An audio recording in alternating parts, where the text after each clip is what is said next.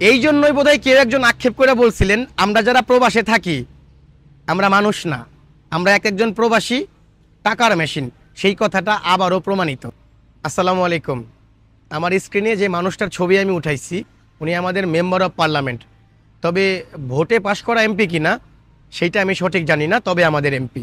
এই এমপি সাহেব গত 2 দিন আগে সংসদে দাঁড়ায়া আমরা যারা বাংলাদেশি পাসপোর্টধারী প্রবাসী আছি আমরা যদি বছর শেষে নির্দিষ্ট একটা অ্যামাউন্ট বাংলাদেশে বৈধ পথে না পাঠাই সেই ক্ষেত্রে আমাদের পাসপোর্ট নবায়ন সাথে আমাদের নাগরিকত্ব নিয়েও প্রশ্ন তুলছে। এইবার আসেন যারা বুঝেন নাই নির্ধারিত অ্যামাউন্টটা কি।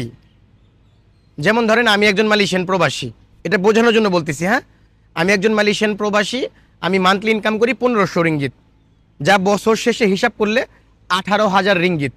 এই 18,000 রিঙ্গিত যদি আমি বাংলাদেশের কোনো একটা বৈধ ব্যাংক চ্যানেলের মাধ্যমে পাঠাই সেই ক্ষেত্রে আমি বাংলাদেশি প্লাস বাংলাদেশের পাসপোর্ট নবায়নের যোগ্য।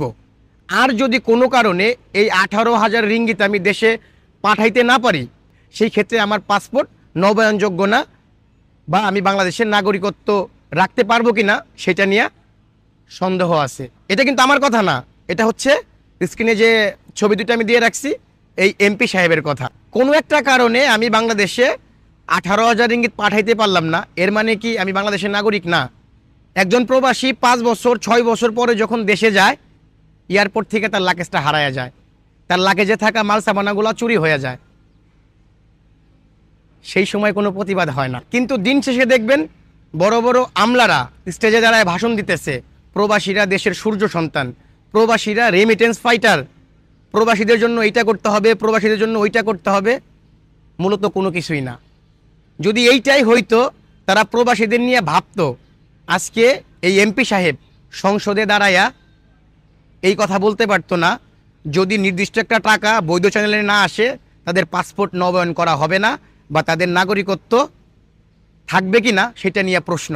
একজন এমপি যখন জাতীয় সংসদে দাঁড়ায়া আমরা যারা প্রবাসে থাকি বাংলাদেশি পাসপোর্টধারী আমাদের নাগরিকত্ব নিয়ে প্রশ্ন তুলে, এর চাইতে দুঃখজনক, এর চাইতে লজ্জাজনক আর কিছু হইতে পারে? আমরা কোন দেশে বাস করি? একজন প্রবাসী প্রবাসের মাটিতে মারা গেলে আমাদের রাষ্ট্রীয় সংস্থা বিমান বাংলাদেশ আমাদের লাশটা কিন্তু ফ্রিতে নিতে চায় না। কয়েকদিন আগে ইউজ বাংলাও সেই পথেই হাঁটছে। আমরা যদি প্রবাসের মাটিতে মারা যাই আমাদের লাশটা তারা ফ্রিতে বহন করবে না। একজন প্রবাসী প্রবাসের মাটিতে কতটা কষ্ট করে টাকা ইনকাম করে সেইটা তো তারা বুঝে না, বা তারা স্বচক্ষে দেখে না। দিন রে রাত, রাত্রে দিন কইরা মাথার গাম পায়ে ফেলা, শরীরের রক্তগুলারে পানি কইরা এই পরিশ্রমের টাকা আমরা দেশে পাঠাই। কেন পাঠাই? আমার পরিবারটার জন্য ভালো থাকে, দেশের অর্থনীতি যেন সচল থাকে। এরপরেও সবটা জায়গায় আমরা প্রবাসীরা অবহেলিত। যাই হোক, কথা আর বাড়াবো না। যারা আমার ভিডিওটা দেখছেন যদি ভালো লেগে থাকে একজন প্রবাসী হিসেবে প্রতিবাদ স্বরূপ হইলেও ভিডিওটা শেয়ার করে দিবেন, যাতে করে প্রত্যেকটা প্রবাসীর কাছে আমার এই কথাগুলো পৌঁছায়। ভালো থাকবেন, সুস্থ থাকবেন। আসসালামু আলাইকুম।